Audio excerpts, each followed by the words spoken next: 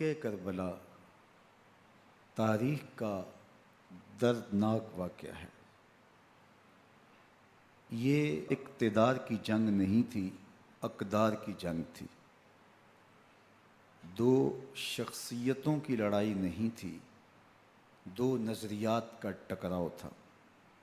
یہ حق اور باطل کا معرکہ تھا۔ یزید ظلم کا استعارہ ہے، حسین ابن علی امن کی علامت ہے۔ یزید جبر کا پتلا ہے، حسین صبر کا پیکر ہے۔ یزید اپنی بدطینت فطرت اور اپنی طبع ناہموار کے باعث دنیا پر ذلت و رسوائی، ظلم، جبر، جور و زیادتی کی علامت بن کے ابھرا، اور حسین ابن علی رضی اللہ تعالی عنہ حق و صداقت کا نشان بن کے ابھرا۔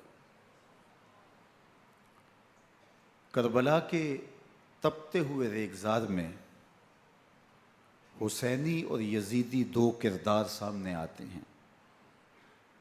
اقبال نے کہا تھا، موسیٰ و فرعون و شبیر و یزید، این دو قوت از حیات آید پدید،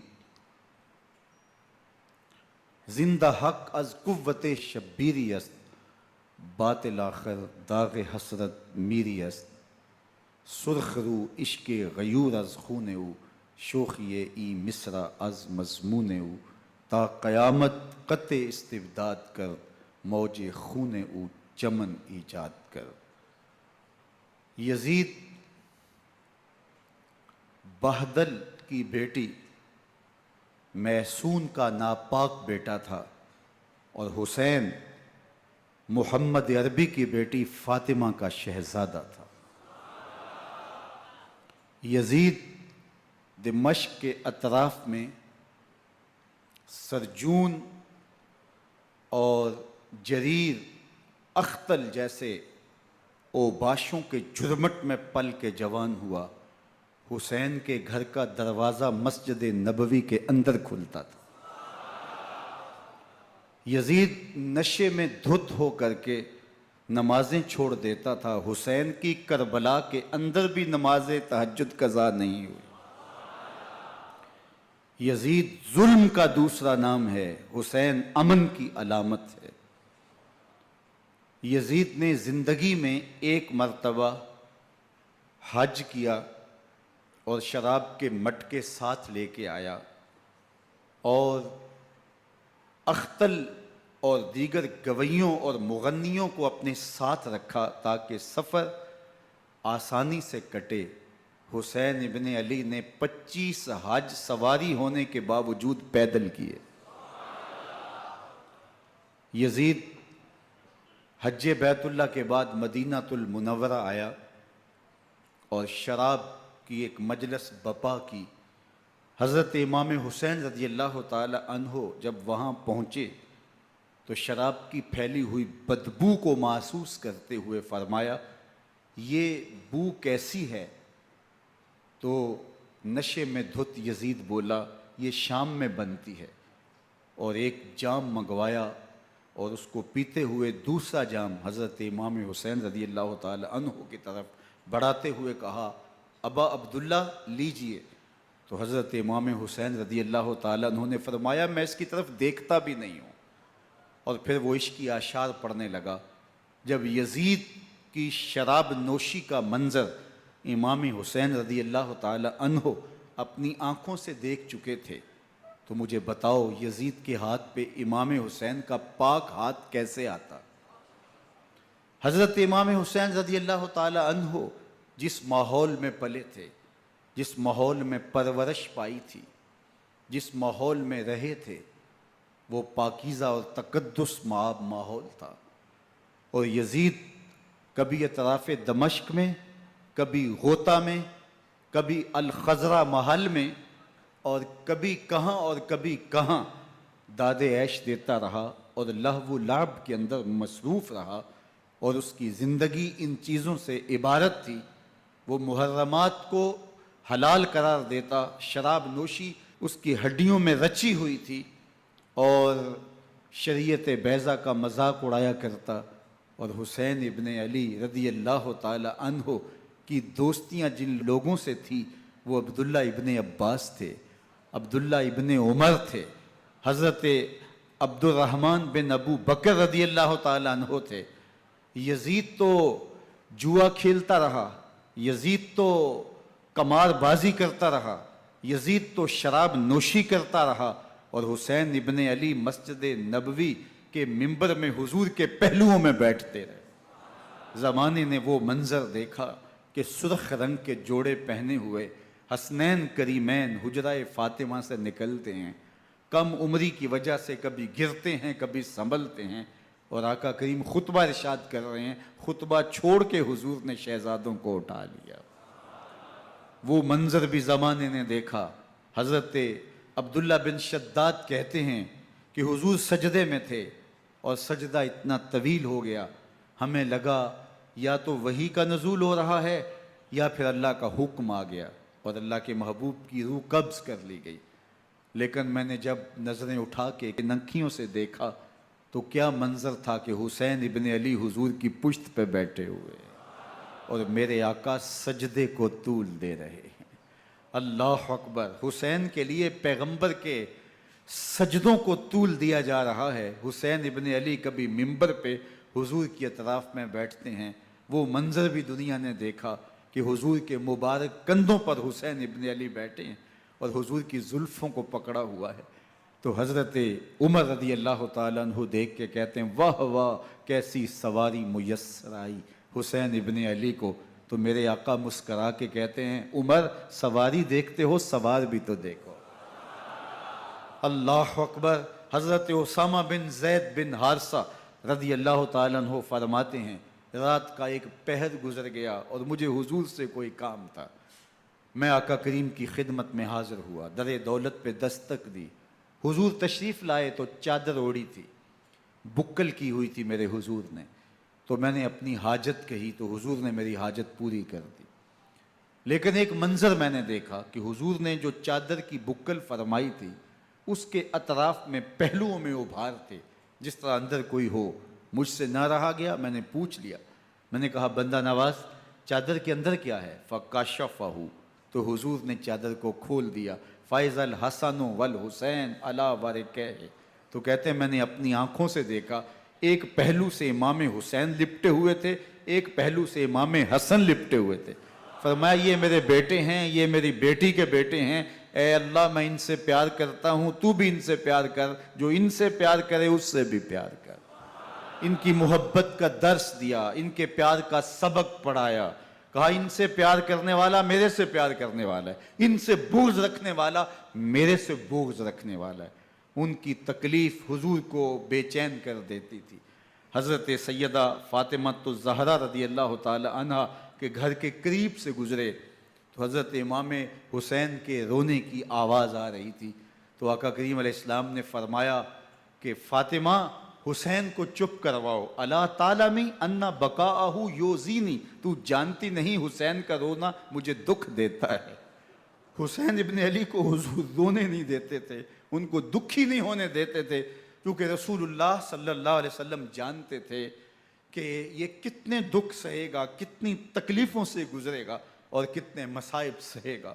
زمانے نے وہ گھڑیاں بھی دیکھیں کہ حضرت حذیفہ بن یمان رضی اللہ تعالیٰ عنہ فرماتے ہیں کہ میں حضور کی خدمت میں نماز مغرب کی ادائیگی کے لیے حاضر ہوا، اور میں نے یہ اجازت خاص طور پہ اپنی ماں سے اس شرط پہ لی تھی کہ امی آپ مجھے اجازت دیں، میں حضور کی خدمت میں حاضر ہوتا ہوں، مغرب کی نماز بھی ادا کروں گا اور پھر حضور سے عرض کروں گا حضور میرے لیے اور میری ماں کے لیے بخشش کی دعا کر دیجئے۔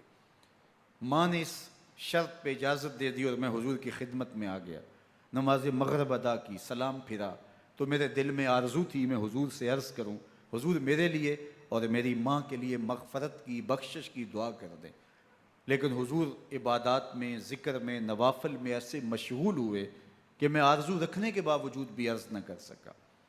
خیر نماز عشاء کا وقت ہوا، اذان پکاری گئی، حضور مصلی پہ آئے، نماز پڑھی، سلام پھرا، تو میرے دل میں پھر خیال آیا کہ ماں سے ایک نماز کی چھٹی لی تھی، نمازیں بھی 2 ہو گئیں، ماں نے جاتے پوچھنا ہے حضور سے میرے لیے اور اپنے لیے مغفرت کی، بخشش کی دعا کروائی تھی، تو کیا جواب دوں گا؟ اور حضور اٹھے اور کاشانہ اقدس کی طرف چل دیے۔ اب میرے دل میں یہ خیال رہ کے آ رہا تھا کہ ماں کو کیا جواب دوں گا؟ میں تو حضور سے بخشش و مغفرت کی دعا کروا ہی نہیں سکا۔ جب حضور چل پڑے تو غیر ارادی طور پہ میں بھی حضور کے پیچھے چل پڑا۔ چلنے میں تھوڑی سی رفتار تیز ہو گئی، جس سے قدموں کی آہٹ پیدا ہوئی۔ تو جب آواز پیدا ہوئی تو حضور نے رخ پھیرے بغیر فرمایا، من ھذا، میرے پیچھے پیچھے کون آ رہا ہے؟ پھر خود ہی کہا، حذیفہ تو نہیں؟ تو میرا دل دھڑک رہا تھا، قلت نعم، میں نے کہا جی جی حضور، میں حذیفہ ہوں۔ فرمایا، ما حاجتوں کا، غفر اللہ لکا ولأمکا، کیا کام ہے؟ اللہ تجھے بھی بخش دے، تیری ماں کو بھی بخش دے۔ اب جو کام تھا وہ جنبش لب سے پہلے ہی ہو گیا، یہاں تو لفظوں کا سہارا بھی نہیں لینا پڑتا، وہ بند لبوں کی بولیاں بھی سنتے ہیں۔ اقبال بولا ہے، فروغت صبح آثار و دہور، چشم تو بینندائے ما فی الصدور، تیری نظر تو سینوں کے چھپے راز بھی دیکھتی ہے۔ تو کہا، ما حاجتوں کا، غفر اللہ لک ولأمک، اللہ تجھے بخش دے، تیری ماں کی بھی مغفرت کر دے، کیا کام ہے؟ اب جو کام تھا وہ تو ہو گیا۔ تو میرے حضور نے ارشاد فرمایا، حذیفہ سنو، ابھی ایک فرشتہ آیا ہے جو اس سے قبل دھرتی پر پہلے کبھی نہیں آیا، آج پہلی مرتبہ اللہ سے اجازت لے کے 2 کام کرنے آیا ہے۔ ایک تو مجھے سلام کرنے آیا ہے، اور دوسرا خوشخبری دینے آیا ہے کہ آپ کی بیٹی فاطمہ جنتی عورتوں کی سردار ہے، اور حسن اور حسین جنتی جوانوں کے سردار۔ ایک طرف یزید ناپاک میسون کا پلید بیٹا، اور ایک طرف محمد عربی کا نواسا، فاطمہ کے دودھ کا اثر، علی المرتضیٰ کے خون کی تاثیر، رسول اللہ صلی اللہ علیہ وسلم کے کندھوں پہ بیٹھنے والا۔ ایک دن حضور نے امام حسین رضی اللہ تعالیٰ عنہ کے ہاتھ پکڑ لیے اور ان کے پاؤں اپنے پاؤں پہ رکھے، اور پھر فرمایا، بیٹے آگے بڑھو، اور ان کے پاؤں حضور کی پنڈلیوں پہ آئے۔ پھر کہا، بیٹے اور آگے بڑھو، حتیٰ کہ ان کے پاؤں حضور کی رانوں پہ آئے۔ پھر فرمایا، بیٹا اور آگے بڑھو، تو ان کے پاؤں حضور کے مبارک بطن اقدس پہ آئے۔ پھر بازوؤں کو کھینچ کے اپنے قریب کیا، اور حسین ابن علی کے منہ میں اپنی زبان رکھ دی، اور وہ اس طرح چوس رہے تھے جس طرح کھجور چوسی جاتی ہے۔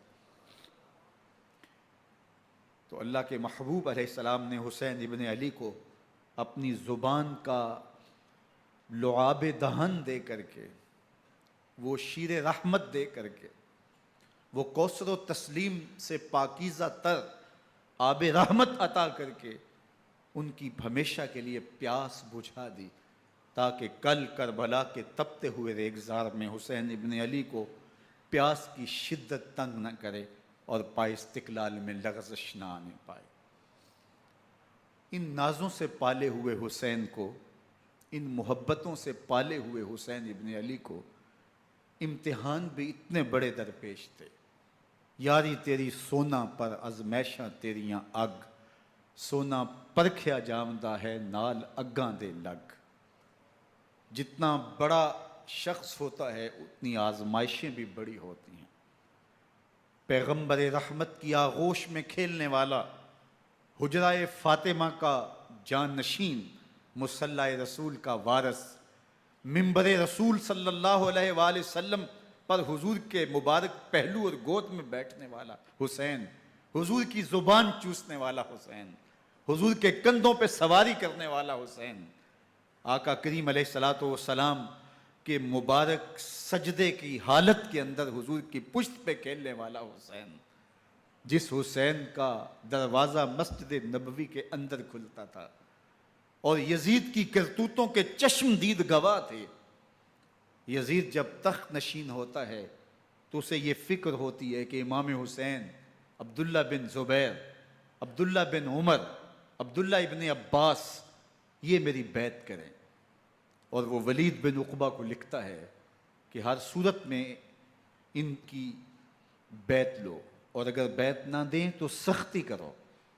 حضرت امام حسین رضی اللہ تعالی عنہ کو بلاوا آتا ہے کہ آپ کو دارالامارت میں گورنر ہاؤس میں بلایا جا رہا ہے۔ ولید بن عقبہ کا پیغام آپ کو پہنچتا ہے۔ آپ اس وقت فرماتے ہیں کہ اس وقت جو پیغام پہنچا ہے وہ کسی خطرے سے خالی نہیں ہے، تو کچھ سواروں کو ساتھ لیا، کہا تم دارالامارت کے باہر کھڑے رہنا، اگر میری آواز بلند ہوئی تو اندر آ جانا، ورنہ تم انتظار کرنا۔ آپ اندر گئے۔ ولید بن عقبہ نے مروان کو بھی بلایا تھا۔ مروان بن حکم یہ گورنر مدینہ ولید سے پہلے رہ چکا ہے، تو اس نے مشورہ دیا کہ سختی کی جائے۔ خیر ولید بن عقبہ نے کہا کہ یہ خط ہے، حضرت امیر معاویہ کا انتقال ہو گیا اور یزید تخت نشین ہوا ہے، لہٰذا وہ آپ سے بیعت کا مطالبہ کرتا ہے۔ تو حضرت امام حسین رضی اللہ تعالیٰ عنہ نے فرمایا کہ میرے جیسا شخص یوں چھپ کے بیعت نہیں کر سکتا، اور آپ واپس پلٹے۔ مروان بن حکم نے ولید بن عقبہ کو کہا کہ یہ موقع ہے، جانے نہ دیا جائے، اگر یہ نکل گئے تو دوبارہ تم قابو نہیں پا سکو گے، اور انہیں یہیں قتل کر دیا جائے۔ حضرت امام حسین رضی اللہ تعالیٰ عنہ نے یہ بات سن لی۔ کہتے ہیں حضرت امام حسین انہی قدموں کے بل واپس پلٹے اور مروان بن حکم سے مخاطب ہو کے کہا، مروان کیا بول رہا ہے؟ وہ خاموش ہو گیا۔ فرمایا تو جانتا نہیں ہم کون ہیں؟ آنا حسین ابن علی ابن ابی طالب، میں حسین ہوں، میں علی کا بیٹا ہوں، ہمارے گھر میں قرآن اترتا رہا ہے، وحی کا نزول ہوتا رہا ہے، اور یزید فاسق ہے، فاجر ہے، مسلمانوں کا قاتل ہے اور شرابی ہے، میں ڈنکے کی چوٹ پہ یزید کی بیعت سے انکار کرتا ہوں۔ بس حیدری کچھار سے محمدی شیر نکل آیا ہے۔ اب اوسان خطا ہو گئے، راستہ چھوڑ دیا، واپس آئے، سیدہ زینب سے ملے، کہا مدینے کو چھوڑنا پڑے گا۔ کہا بھیا کیا ہوا؟ کہا یزید بیعت لینے پہ مصر ہے اور میں کسی صورت بھی بیعت نہیں کروں گا۔ رسول اللہ کا مدینہ ہمارے خون سے لالہ زار بنے گا، میں نہیں چاہتا کہ حضور کے شہر نور کی حرمت پامال ہو۔ دوستو وہ کیسا منظر ہوگا جب حسین ابن علی نے آخری حاضری حضور کے روضے پہ دی ہو۔ حاجی یا معتمر 10 دن کے لیے، 8 دن کے لیے، 20 دن کے لیے مدینہ المنورہ عارضی سکونت اختیار کرتا ہے، اور حضور کے روضہ انور سے، اس شہر نور سے، ان گلیوں سے، ان بام و در سے ایسا مانوس ہو جاتا ہے کہ جب واپس پلٹ رہا ہوتا ہے ان دعاؤں کے ساتھ کہ دوبارہ آنا بھی نصیب ہو، اور اسے لگتا ہے کہ میں دوبارہ بھی بلایا جاؤں گا، لیکن اس کے باوجود شہر حبیب چھوڑنا قیامت سے کم نہیں ہوتا۔ اعظم چشتی مرحوم آخری بار جب حضور کے روضہ انور پہ گئے تو بیمار تھے، ویل چیئر پہ تھے۔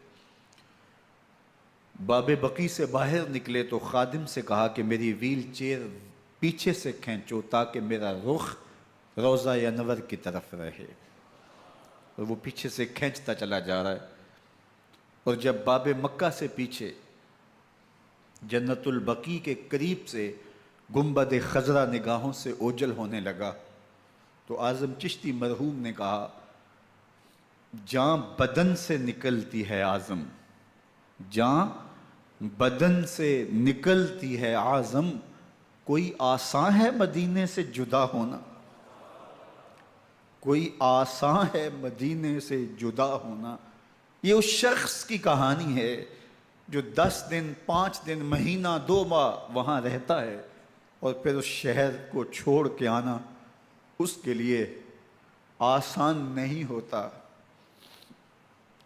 اور مجھے بتاؤ کہ حسین جو پیدا مدینے میں ہوا، جس کے گھر کا دروازہ مسجد نبوی کے اندر کھلتا تھا، جو مسجد نبوی کے اندر پرورش پا کے جوان ہوتا ہے اور مدینے کی گلیوں میں کھیلتا رہا، اس حسین ابن علی کے لیے مدینہ چھوڑنا، اور پھر وہ اس بات کا علم اور شعور رکھتے تھے کہ یہ آخری بار حضور کے در پہ حاضری ہے، دوبارہ اس شہر نور میں نہیں آ سکوں گا، تو کیا قیامت ہوگی اور کیا منظر ہوگا۔ محمد بن حنفیہ کے علاوہ خاندان نبوت کے جتنے لوگ تھے ان سب نے شہر مدینہ کو الوداع کہا، اور رات کے موقع میں مدینہ المنورہ کو، مسجد نبوی کو چھوڑ کر کے مکہ کی جانب عازم سفر ہوئے۔ 3 شعبان المعظم کو مکہ المکرمہ پہنچتے ہیں، ادھر کوفیوں کے خطوط آنے شروع ہو جاتے ہیں۔ حضرت امام حسین رضی اللہ تعالیٰ عنہ مسلم بن عقیل رضی اللہ تعالیٰ عنہ کو صورتحال معلوم کرنے کے لیے بھیج دیتے ہیں۔ 40,000 کوفی آپ کے ہاتھ پہ بیعت کر لیتے ہیں۔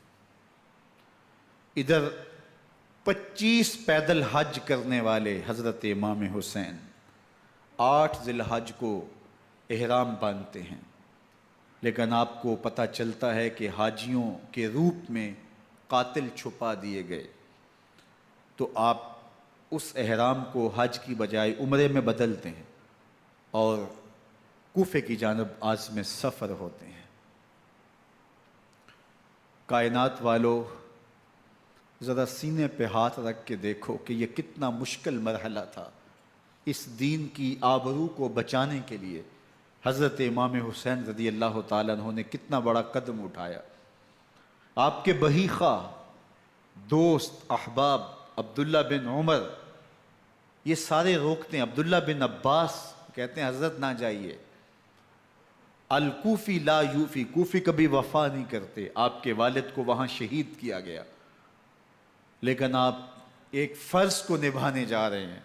میرے غم گسارو، میرے مہربانوں، نہ روکو مجھ کو جانے دو، مجھے نانے کے دی کی ڈوبتی کشتی بچانے دو، میں جاتا ہوں کہ دنیا پر وفا کا نام رہ جائے، میں رہوں نہ رہوں پر عظمت اسلام رہ جائے۔ میں نہیں جاتا تو نبی کے گھر کی آن جاتی ہے، میں نہیں جاتا تو نبی کے گھر کی آن جاتی ہے، تمہارا دین جاتا ہے میری غیرت ایمان جاتی ہے۔ حضرت امام حسین یہاں سے چلتے ہیں، ابھی راستے میں ہی پہنچتے ہیں کہ یہ خبر آتی ہے کہ کوفے والوں نے بے وفائی کر دی، حضرت مسلم بن عقیل رضی اللہ تعالیٰ عنہ کو شہید کر دیا گیا، نعمان بن بشیر معزول کر دیے گئے، ابن مرجانہ ابن زیاد وہاں متعین کر دیا گیا جو سخت گیر شخص تھا، اور اس نے لوگوں کو ڈرایا دھمکایا اور کوفے کے لوگوں کے دل بدل گئے اور وہ بیعتیں توڑنے لگے۔ وہ منظر مسجد کوفہ کا کتنا دلگداز تھا، جب امام نماز کے لیے کھڑے ہوئے تو 40,000 لوگ آپ کے پیچھے تھا، جب سلام پھیرا اور امام نے دیکھا کہ پیچھے لوگ نہیں ہیں، پھر لوگوں نے اپنے دروازے بھی بند کر لیے۔ رات کی تنہائیاں ہیں اور حضرت مسلم بن عقیل کو کوئی پناہ دینے والا نہیں ہے، لوگوں نے دروازے بند کر لیے کہ کہیں ہمارے گھر میں نہ آ جائیں اور ہم مشقت اور حکومتی تشدد کا شکار نہ ہوں۔ کتنا دردناک لمحہ ہے حضرت مسلم بن عقیل رضی اللہ تعالیٰ عنہ پہ، اور پھر حضرت مسلم بن عقیل بے دردی سے شہید کر دیے جاتے ہیں۔ آپ ابھی راستے میں ہیں، یہ ساری کہانی پہنچتی ہے کہ حضرت مسلم شہید کر دیے گئے اور بے دردی سے شہید کر دیے گئے۔ وہ جنہوں نے خط لکھے تھے کہ ہم آپ کے ساتھ ہیں اور ہم منتظر ہیں، چشم برا ہیں، آپ کے قدموں کی چاپ سننے کے لیے بےتاب ہیں، آج انہوں نے بیعتیں توڑ دی، 40,000 کوفی منحرف ہو گئے۔ مسجد کوفہ کا وہ منظر کس قدر روح کو تڑپا دینے والا تھا۔ ہم پچھلے سال عصر اور مغرب کے درمیان جب کوفہ پہنچے تو سورج ڈوبنے کے قریب تھا۔ میں نے اپنی زندگی میں اتنا اداس موسم کہیں نہیں دیکھا جتنا اداس موسم کوفے میں دیکھا۔ ایسے لگتا تھا جس طرح کوفے کی آب و ہوا آج بھی شرمندہ ہے۔ جو مسلم بن عقیل اور خاندان نبوت کے ساتھ اہل کوفہ نے کیا، حضرت امام حسین رضی اللہ تعالیٰ عنہ کو ان کے بہی خواہوں نے، اعزاء نے، اقربا نے، دوستوں نے، آوان و انصار نے، ساتھیوں نے کہا کہ حضرت حالات یکسر تبدیل ہو گئے، اب ہمیں مراجعت کر جانی چاہیے، واپس پلٹ جانا چاہیے۔ تو حضرت امام حسین کافی سوچ بچار میں رہے، پھر اس کے بعد آپ نے فیصلہ کیا کہ ہم آگے بڑھیں گے۔ دوستوں نے کہا کہ حضرت اگر آپ آگے بڑھیں گے تو ہمیں لگتا ہے کہ وہ آپ کے ساتھ سلوک اچھا نہیں کریں گے اور آپ بچوں کے سامنے پیاسے شہید کر دیے جائیں گے۔ تو حضرت امام حسین رضی اللہ تعالیٰ عنہ نے وہاں ایک خطبہ ارشاد فرمایا کہ لوگو تم جو مجھے بتا رہے ہو مجھے اچھی طرح معلوم ہے، جو تم مجھے منظر پیش کر رہے ہو وہ میری نگاہوں میں ہے، اور جو کچھ ہونے والا ہے چشم تصور وہ منظر دیکھ رہی ہے۔ چونکہ حضرت امام حسین رضی اللہ تعالیٰ عنہ کی شہادت کی خبر حضرت امام حسین کے پیدا ہوتے ہی خاندان نبوت میں عام تھی۔ حضور علیہ الصلوۃ والسلام کو یہ بات جبریل امین نے آ کے بتائی تھی جب حسین ابن علی کے ساتھ حضور محبت کا اظہار کر رہے تھے، تو یہ جبریل امین نے آ کے کہا تھا حضور آپ کا یہ بیٹا ارض طف میں شہید کر دیا جائے گا، اور کربلا کی مٹی لا کے حضور کو دی اور ام سلمہ کو حضور نے عطا کر دی۔ حضرت ام سلمہ کہتی ہیں کہ ایک دن میں سوئی تو خواب دیکھا کہ حضور کے مبارک بال بکھرے ہوئے ہیں اور سخت پریشان ہیں، تو میں نے کہا کہ حضور آپ کی یہ کیا حالت ہے؟ وَبِيَدِهِ قَارُورَةٌ، اور حضور کے ہاتھ میں ایک شیشی ہے، فِيهَا دَمٌ، جس کے اندر خون ہے۔ تو میں نے کہا حضور یہ کیا؟ فرمایا میں قتل گاہ حسین سے آ رہا ہوں اور یہ حسین ابن علی کا خون ہے۔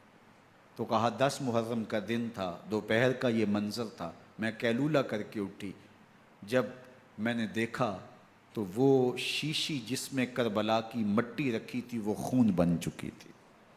تو یہ خبر پہلے دی گئی تھی، یہ بتا دیا گیا تھا۔ فرمایا میرے دوستو جو تم مجھے بتاتے ہو میں اس سے بے خبر نہیں ہوں، یہ سب کچھ ہونے والا ہے، لیکن اس کے باوجود میں کیوں جا رہا ہوں؟ تو آپ کا ایک تاریخ ساز جملہ ہے جو کربلا کے فلسفے کو ہمارے سامنے رکھتا ہے کہ یہ اتنا بڑا امتحان کیوں دیا۔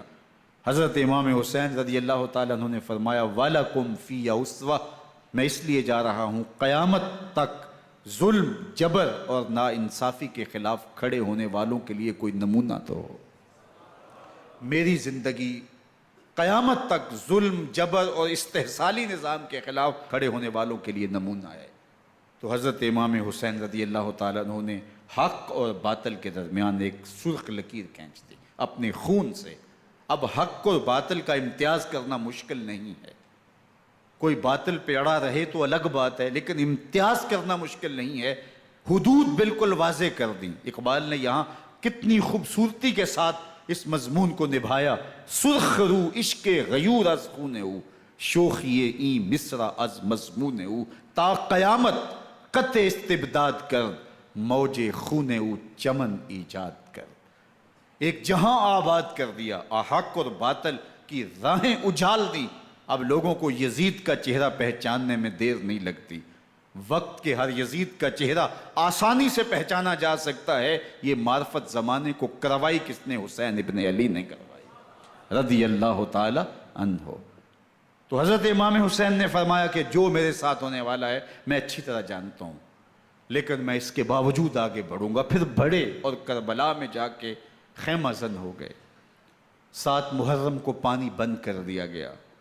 پانی بند ہوا تو کھانا بھی میسر نہیں تھا، لیکن ذکر پانی کا ہوتا ہے اس لیے کہ کھانے کے بغیر انسان کئی دن کاٹ لیتا ہے، لیکن پانی کے بغیر گزر نہیں ہوتی۔ تو فرات کی نہر سامنے اپنی موجوں کے ساتھ چمک رہی ہے، لیکن ایک قطرہ آب بھی آل رسول کو نہیں دیا جا رہا۔ کائنات کے اندر ایسے انوکھے امتحان بھی ہوتے ہیں۔ وارث ہوں ساقی کوثر کے، مالک ہوں حوض کوثر کے، اور بیٹے ہوں ساقی کوثر کے، اور آج ایک بوند پانی کی بھی میسر نہ ہو۔ صبر کا امتحان ہے، عزیمت کا امتحان ہے۔ حضرت امام حسین رضی اللہ تعالیٰ عنہ خیمہ زن ہو گئے۔ 3 دن تک پانی بند رہتا ہے۔ 9 محرم کو رات کی تنہائی میں حملہ آور ہونا چاہتے ہیں، لیکن آپ نے کہا کہ ہمیں اللہ کے حضور عبادت اور ذکر کے لیے وقت دیا جائے۔ ساری رات ذکر میں گزرتی ہے، عبادات میں گزرتی ہیں۔ رات کے اندھیرے میں آپ چراغ بجھا دیتے ہیں۔ آوان و انصار کو کہتے ہیں کہ ان کی دشمنی میرے ساتھ ہے، انہیں میرا خون چاہیے، اگر تم رات کی تاریکی میں نکل جاؤ تو میں تم سے کوئی مواخذہ نہیں کروں گا، اور یہ بھی تمہارا پیچھا نہیں کریں گے، اس لیے کہ ان کا مطلوب تم نہیں ہو، ان کا مطلوب میں ہوں۔ جب چراغ جلایا تو کوئی بھی نہیں گیا۔ مسلم بن نوسجہ کھڑے ہو کے کہتے ہیں حضرت اگر ہمارے بدن کو 70 بار کاٹا جائے اور جلایا جائے اور ہواؤں میں اڑا دیا جائے پھر بھی آپ کا ساتھ نہیں چھوڑیں گے۔ 70 سال کے بوڑھے ہیں حبیب بن مظاہر، کہتے ہیں حضرت آپ کو چھوڑ کے جائیں کہاں، آپ کو چھوڑ کے جائیں کہاں؟ کوئی ساتھ چھوڑنے کے لیے تیار نہیں ہے۔ پیاس ہے، سخت گرمی ہے، کربلا کا ماحول ہے، 72 افراد اور خاندان کی خواتین میدان کربلا میں خیمہ زن ہیں۔ دوسری طرف لشکر اعداء اشقیا 22,000 کی تعداد میں مقابلے میں، ایک روایت 30,000 کی ہے۔ ان صرف 72 پیاسے لوگوں کے لیے اتنے لوگوں کو جمع کرنے کا مقصد خوف زدہ کرنا تھا۔ شرط ہے کہ یا یزید کی بیعت کر لیں، محاصرے توڑ دیں گے، پانی دستیاب ہوگا، اعزاز و اکرام سے نوازا جائے گا، خزانوں کے منہ کھول دیے جائیں گے۔ لیکن حسین ابن علی کہتے تھے سب کچھ لٹ جائے گا، باطل کے ہاتھ پہ ہاتھ نہیں رکھوں گا۔ اللہ اکبر۔ اب صبح طلوع ہوتی ہے، عاشور کا دن چڑھتا ہے، سورج اپنی پوری تمازت کے ساتھ گرمی برسا رہا ہے۔ آج خاندان نبوت کا امتحان زمانے نے دیکھنا ہے۔ رسول اللہ کا لعاب چوسنے والا اس کے صبر کا آج امتحان ہے۔ حضور کے کندھوں پہ کھیلنے والے حسین کا آج امتحان ہے۔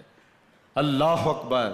حسین ابن علی تمام حجت کرتے ہیں میں نے تمہارا کچھ نہیں بگاڑا، میں نے کسی کا خون نہیں کیا، میں نے کوئی زیادتی نہیں کی، تم کیوں میرے قتل کے در پہ ہو؟ تم جانتے نہیں میں کون ہوں؟ میں تمہارے نبی کا نواسا ہوں، رسول اللہ صلی اللہ علیہ وآلہ وسلم کے کندھوں پہ کھیلتا رہا ہوں، حضور کا لعاب چوستا رہا ہوں، اور میں بوسہ گاہ رسول صلی اللہ علیہ وآلہ وسلم ہوں۔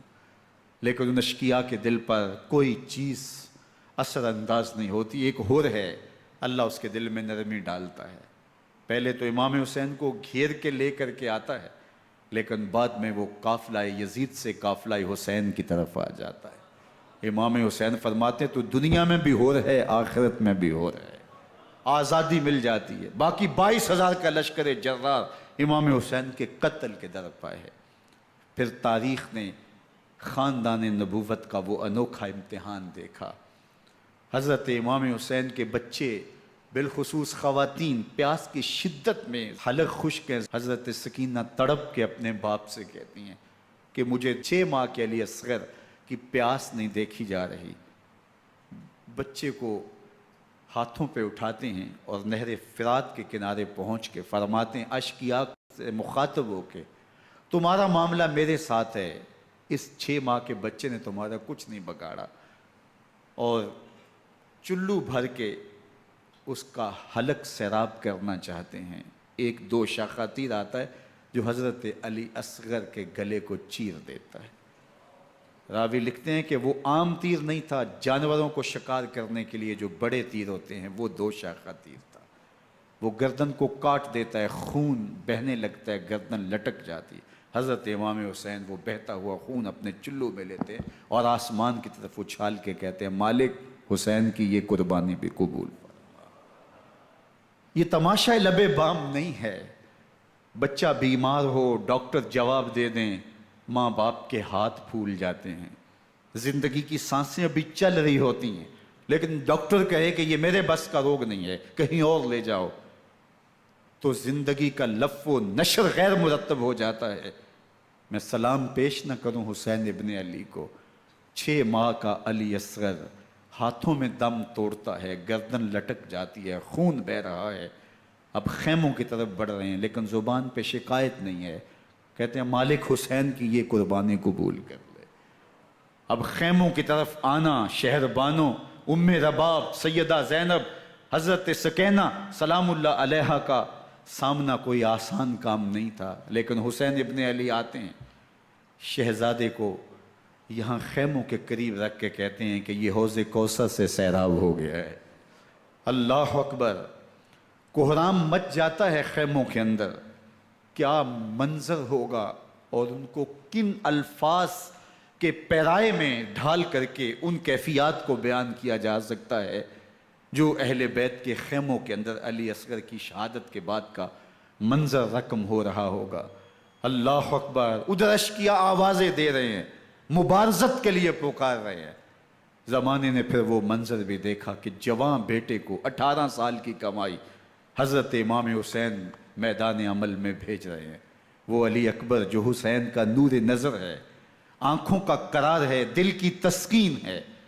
اور پھر حضرت علی اکبر جب گھوڑے کی زین سے فرش زمین پہ گرتے ہیں تو باپ کو آواز دیتے ہیں، اور حضرت امام حسین جو ہے وہ آگے جا کے بیٹے کی لاش اٹھاتے ہیں۔ اللہ اکبر، 18 سال کے بیٹے کی لاش کو کندھوں پہ اٹھا کے خیموں تک لاتے ہیں اور ہاتھ پھیلا کے کہتے ہیں مالک حسین کی یہ قربانی بھی قبول فرما۔ کبھی قاسم بن حسن کی لاش اٹھا کے لاتے ہیں، کبھی اون و محمد کی لاشیں اٹھا کے لاتے ہیں، بھتیجوں کی، بھانجوں کی، بھائی عباس کے کٹے ہوئے بازو اور زخموں سے چھدا ہوا لاشا۔ کیا کیا قیامتیں تھیں جو اس کربلا کے ایک میدان کے اندر نہیں توڑی گئیں۔ حضرت امام حسین پر دکھ پہ دکھ، تکلیفوں پہ تکلیفیں، اب 71 لاشیں اٹھا کے خیموں تک پہنچا چکے، اور ادھر مبارزت کی دعوت دی جا رہی، آؤ میدان عمل میں آؤ، اب دیر کیوں کر رہے ہو۔ رسول اللہ کا حرم، رسول اللہ کی شہزادیاں جو نازوں میں پلی تھیں، وہ کلیاں جو شبنم کا بوجھ بھی گوارا نہیں کر سکتی تھی، آج مصیبتوں کے پہاڑ ٹوٹ گئے۔ حضرت امام حسین کبھی شہربانوں کو، کبھی ام رباب کو دلاسا دیتے ہیں، کبھی حضرت زینب کو کہتے ہیں۔ حضرت زینب کربلا کے اس میدان کے اندر بڑے حوصلے کے ساتھ اپنے بھائی کے ساتھ کھڑی رہی، اپنے 2 بیٹے راہ خدا میں پیش کیے، ان کی لاشیں وصول کی، لیکن زینب جس جرأت کے ساتھ، جس پامردی کے ساتھ اس سارے منظر کو حوصلے کے ساتھ سہتی رہی، وہ یقیناً حوصلہ سیدہ زینب سلام اللہ علیہا کا ہی ہے۔ لیکن یہ وہ منظر تھا کہ زینب کا دل بھی ڈول گیا جب حسین ابن علی گھوڑے پہ بیٹھنے لگے، اور ان کو گھوڑے میں بٹھانے والا کوئی نہیں تھا، اور جو بھی سوار جاتا پھر واپس اس کی لاش ہی آتی اور حسین ابن علی لے کے آتے۔ آج حسین ابن علی جا رہے ہیں، زندگی کا سارا سرمایہ لٹ رہا ہے، حضرت زینب سلام اللہ علیہا سنبھل نہیں رہی۔ حضرت امام رضی اللہ تعالیٰ عنہ اٹھے اور آپ نے حضرت زینب کو صبر کی تلقین کی اور کہا کہ صبر ہی بہترین ذریعہ ہے اور اللہ کی قربت کا ایک بہترین سبب ہے، اور ان کو صبر کی تلقین کرتے ہوئے فرمایا کہ میرے بعد تم نے اس ذمہ داری کو سنبھالنا ہے، اور ان مخدرات اسلام کی، ان شہزادیوں کے پردے کی تم نے حفاظت کرنی ہے۔ اور پھر گھوڑے کی زین کس کے امام حسین لشکر اشکیا کی طرف بڑھتے ہیں۔ اب خیموں سے سسکیوں کی آواز آ رہی ہے، ان کا سردار، ان کا تاجدار آج سب کو چھوڑ کے کربلا کے میدان کی طرف بڑھ رہا ہے۔ جرم کیا کیا، قصور کیا کیا، اس نے کیا زیادتی کی کہ آج نیزوں اور انیوں کے مقابلے میں 22,000 کا لشکر حضرت امام حسین پہ ٹوٹ پڑتا ہے۔ آپ پھر اتمام حجت کرتے ہیں، میں نے کسی کو قتل نہیں کیا، خون ناحق نہیں بہایا، میرے خون کے درپے کیوں ہو، اپنی آخرت کیوں برباد کرتے ہو، تم جانتے نہیں میں کون ہوں، میں تمہارے نبی کا نواسا ہوں۔ لیکن ابن زیاد کہتا ہے مقابلے میں آؤ۔ پھر حضرت امام حسین رضی اللہ تعالیٰ عنہ مقابلے میں آتے ہیں، اور جب گھوڑے کو ایڑ لگا کے دشمن اشقیاء پہ ٹوٹتے ہیں تو پھر ایسا منظر ہوتا ہے کہ وہ بھیڑ بکریوں کی طرح آگے بھاگتے ہیں۔ 71 زخم کلیجے پہ لیے شجاعت کا یہ پیکر جب میدان میں آتا ہے، آواز آتی ہے یہ کون ذی وقار ہے، بلا کا شاہ سوار ہے، لباس ہے پھٹا ہوا غبار سے اٹا ہوا، تمام جسم نازنی چدا ہوا کٹا ہوا، یہ نبی کا نور عین ہے، یہ بالیقین حسین ہے، یہ حسین ابن علی ہے رضی اللہ تعالیٰ عنہ۔ پھر چاند بادلوں میں گھر جاتا ہے، شامی غنڈے تیر برساتے ہیں، تلواروں سے آپ کے بدن پر ضربیں لگاتے ہیں اور نیزوں سے آپ کے بدن کو پرو دیتے ہیں۔ جب آپ کا پیراہن بعد میں اتارا گیا تو آپ کے پیراہن میں 122 سوراخ تیروں کے تھے، 33 زخم تلواروں کے اور 34 گھاؤ نیزوں کے تھے۔ جب گھوڑے کی زین سے فرش زمین پر آئے، بدن چھلنی تھا، زخم زخم سے خون بہہ رہا تھا، 3 دن کا پیاسا حسین، اللہ اکبر، بدن زخموں سے چور، 71 لاشیں کلیجے پہ لیے، مخدرات اسلام کے پردے کا خیال دل میں الگ ہے، لیکن گھوڑے کی زین سے جب فرش زمین پہ امام حسین آتے ہیں، زبان پہ ہائے نہیں، نالا و شیون نہیں، چیخ و پکار نہیں، آتے ہی پیشانی سجدے میں رکھتے ہیں اور پکارتے ہیں اللہم ردن بقضائک وصبرن علی بلائک تسلیما لامرک سبحان ربی العالی۔ مالک گھر لٹا کے، بچے لٹا کے، خاندان سب کچھ قربان کر کے، اپنے بدن کو زخموں سے چھلنی کروا کے، تیروں اور نیزوں کی انیوں سے اپنے آپ کو زخمی کروا کے، تیرے حضور سر جھکا کے یہ اقرار کرتا ہوں کہ حسین تیری تقدیر پہ راضی ہے، مالک تو بھی بتا، تو بھی حسین پہ راضی ہوا ہے کہ نہیں ہوا۔ آواز آ رہی ہے، اس پیاسے پر علی شیر خدا کو ناز ہے، اس نواسے پر محمد مصطفیٰ کو ناز ہے۔ اوروں نے بھی سجدے کیے پر اس کا عجب انداز ہے، اس نے وہ سجدہ کیا جس پر خدا کو ناز۔ حسین ابن علی رضی اللہ تعالیٰ عنہ کا سر انور دستے قاتل نے تب کاٹا جب وہ سجدے میں جھکا ہوا تھا۔ یزید نے کہا میں بیعت لوں گا، امام حسین نے کہا کبھی بھی نہیں دوں گا، یہ سر کٹ سکتا ہے جھک نہیں سکتا۔ سر کاٹ کے نیزے کی نوک پہ چڑھا دیا گیا اور یہ اس بات کا اعلان تھا کہ ہم جیت گئے اور حسینی ہار گئے، اور لشکر یزید میں غوغا مچ گیا، نقارے بجنے لگے کہ ہم جیت گئے، دیکھو امام حسین شہید کر دیے گئے، اور سر کاٹ کے نیزے کی نوک پہ چڑھایا گیا۔ لیکن لشکر یزید سے ہی آواز آئی یہ کیسا سر ہے جو کٹ کے بھی سر بلندی ہے، کٹ گیا ہے پھر بھی اونچا ہے، اللہ اکبر، یہ سر سجدے میں کٹا ہے، رب کے حضور عبادت کی حالت میں کٹا ہے۔ حسین آج بھی سجدے میں ہے، اللہ اکبر، حسین آج بھی سجدے میں ہے، بلکہ کٹے ہوئے سر کا رخ زمین کی جانب تھا اور کٹی گردن آسمان کی طرف، یوں نیزے پہ پرویا گیا۔ اللہ اکبر، ایک شاعر نے نقشہ کھینچا، بآنکھ سر نیزے پہ اور سوئے زمیں ہے روح، یعنی سجدہ ثانی کی ہے آرزو۔ رکعت کے 2 سجدے ہوتے ہیں، ابھی ایک سجدہ ہوا تھا کہ دست قاتل نے سر کاٹ دیا، کہا حسین کی پیشانی میں دوسرے سجدے کی تمنا مچل رہی ہے۔ یہ تھا حسین ابن علی کا سجدہ، ساری زندگی رب کے حضور سجدہ قضا نہیں ہونے دیا۔ آج پانی نہیں ہے، اللہ اکبر، آج تیمم کر لیتے ہیں، آج اپنے خون کو اوڑھ کر کے حسین نے اپنی پیشانی اپنے مالک کے حضور جھکا کر کے عظیمت کی وہ انوکھی داستان رقم کر دی کہ صدیاں گزرنے کے باوجود بھی ان کی یادوں کے چراغ روشن ہیں۔ جب حضرت امام حسین اور دوسرے آیان و انصار کو شہید کر دیا گیا تو ان کے سر نیزوں کی نوک پہ چڑھا دیے گئے۔ حضرت امام حسین کا کٹا ہوا سر اور باقی 71 افراد کے کٹے ہوئے سر نیزوں کی نوک پہ، اور 10 سواروں کو ابن سعد نے کہا کہ ان کو رون دو، اور گھوڑوں کی ٹاپوں تلے حضرت امام حسین رضی اللہ تعالیٰ عنہ اور ان کے آوان و انصار کو جو ہے وہ روندا گیا، حتیٰ کہ ان کی استخوان مبارک، ان کی ہڈیاں بھی چور چور ہو گئیں۔ روننے سے قبل ان کا لباس اتار لیا، ان کے کپڑے اتار لیے گئے۔ اللہ اکبر، کیسی دردناک گھڑیاں تھیں۔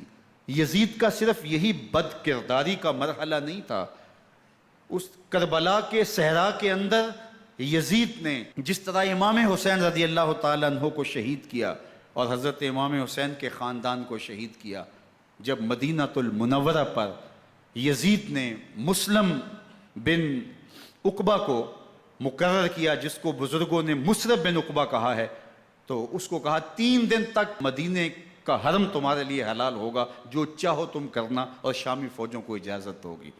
تو وہاں بھی انہوں نے 10,000 تابعین اور 700 صحابہ کو شہید کیا۔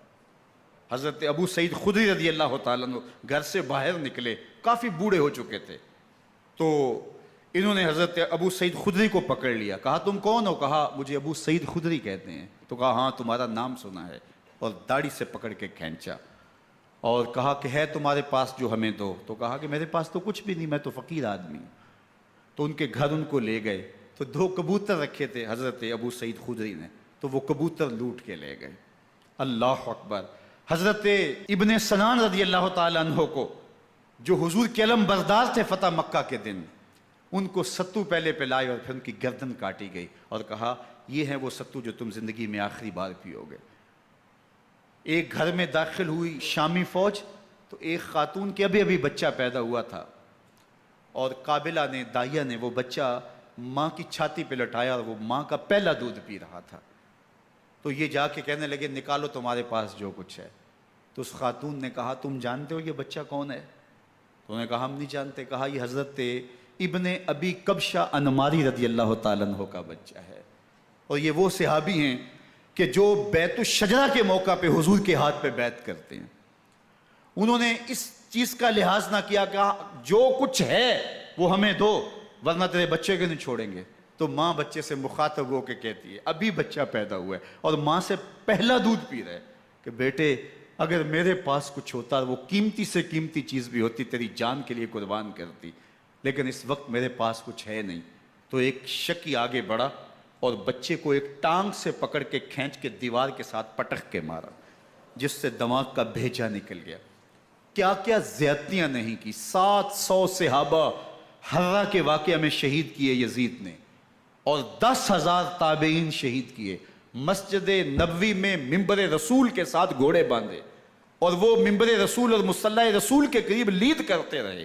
حضرت سید عبد المسیب فرماتے ہیں میں نابینا تھا اور حضور کے روضہ انور کے پاس بیٹھا تھا، اور یزید کے سپاہی آتے، جو بھی مسجد میں نظر آتا پکڑ کے لے جاتے، مجھے نابینا سمجھ کے چھوڑ دیتے، لیکن میں پریشان تھا کہ ظہر کا وقت ہوگا، عصر کا وقت ہوگا، مغرب عشاء کا وقت ہوگا، نہ اذان نہ اقامت نہ جماعت، تو کیسے مجھے پتہ چلے گا کہ نماز کا وقت ہو گیا، اور کیسی میری نمازوں کا کیا بنے گا؟ میں اس فکر میں بیٹھا تھا۔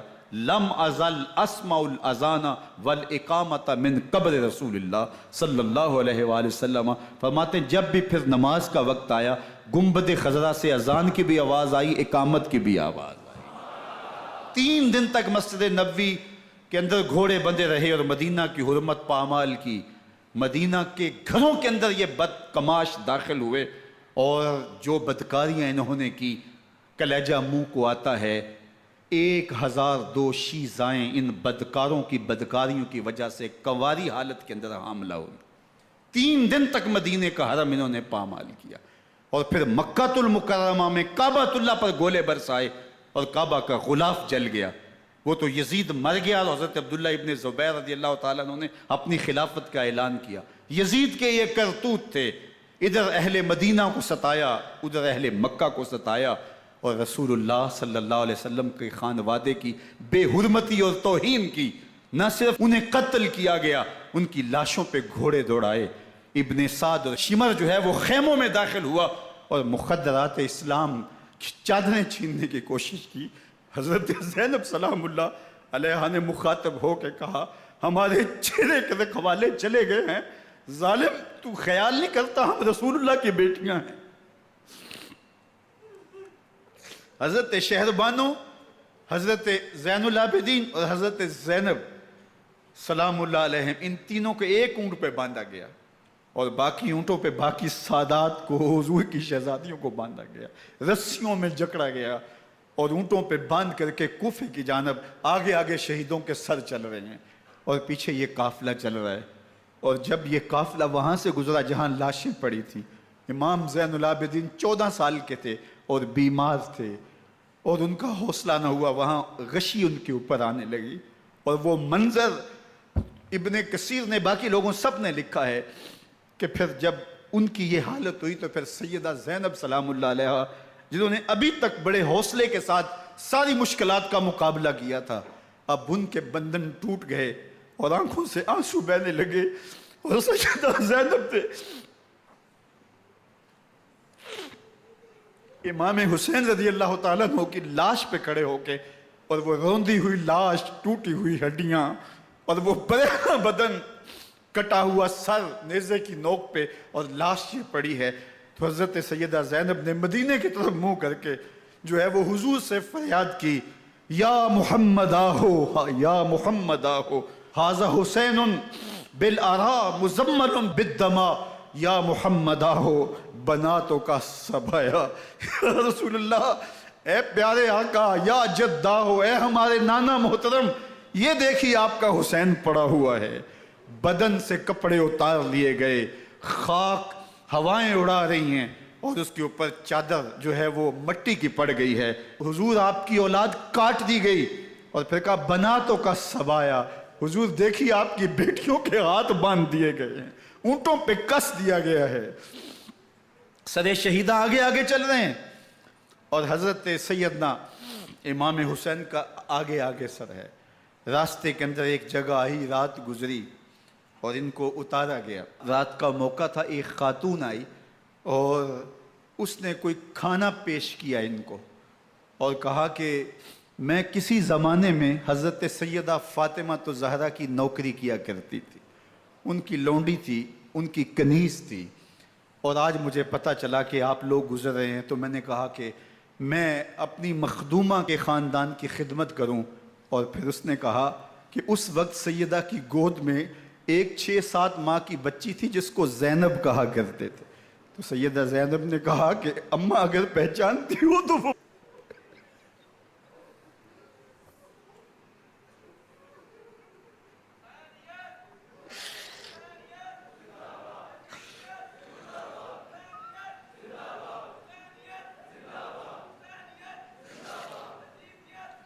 یہ تاراج اور لٹا ہوا کارواں پھر وہاں سے کوفے میں کیسے پہنچا، اور کوفے کے اندر سیدہ زینب سلام اللہ علیہا نے وہ یزید کے دربار میں، ابن زیاد کے دربار میں وہ جرأت آمیز جو باتیں کہیں، اللہ اکبر، زینب کی زبان میں علی کی خطابت بول رہی تھی، اور پھر دشمن اور دوست سارے رونے لگے، اور وہ کیا دل گداز منظر تھے، اور پھر یہ سروں کا قافلہ اور سادات کرام کا مشکیں کسی ہوئی ہیں اور اونٹوں پہ باندھے ہوئے، ان کو وہاں سے پھر قادسیہ، اور قادسیہ سے پھر دمشق یزید کے دربار میں پہنچایا گیا، اور وہاں سے یہ لٹے ہوئے خانمہ برباد تاراج لوگ مدینہ المنورہ میں کیسے پہنچے، اور اہل مدینہ نے کیسے استقبال کیا، اور وہ منظر کتنا دلگداز تھا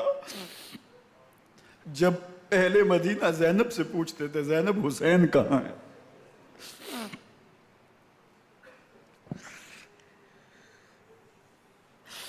بے مروت بے وفا تیرا بھی کیا افسانہ ہے، جس نے اپنی ہی شمع کو گل کیا تو وہ پروانہ ہے۔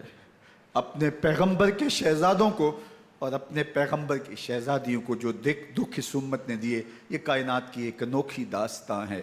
اللہ ہمیں اسوہ شبیری پہ عمل کی توفیق عطا کرے اور ان کے نقوش پاک کی برکتیں دے، اہل بیت کی محبت ہماری روحوں میں جذب کر دے، اور جس عظیمت کے ساتھ، جس حوصلے کے ساتھ انہوں نے دکھوں کو جھیلا، جو دہکتی آگ کے شعلوں پہ سویا وہ حسین، جو جواں بیٹے کی میت پر نہ رویا وہ حسین، جس نے سب کچھ کھو کے کچھ نہ کھویا وہ حسین، مرتبہ اسلام کا جس نے دوبالا کر دیا، خون نے جس کے دو عالم میں اجالا کر دیا، جو کہ سوزے غم کو سانچے میں خوشی کے ڈھال کے مسکرایا موت کی آنکھوں میں آنکھیں ڈال کے۔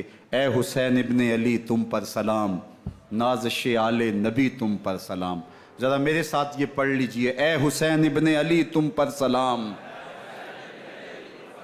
نازش آل نبی تم پر سلام، تم پہ لاکھوں رحمتیں لاکھوں سلام، اے شہیدان محبت کے امام، لالا گوں لالا بدن لالا کفن، اے چمن اندر چمن اندر چمن، زندگی ہی زندگی تیری حیات، ہے حیات اندر حیات اندر حیات، افتخار ملت بیضا ہے تو، رب کعبہ کی قسم یکتا ہے تو، فخر کا دل میں دریچہ باز کرنا چاہیے، جن کا تو آقا ہے ان کو ناز کرنا چاہیے۔ وآخر دعوانا ان الحمدللہ۔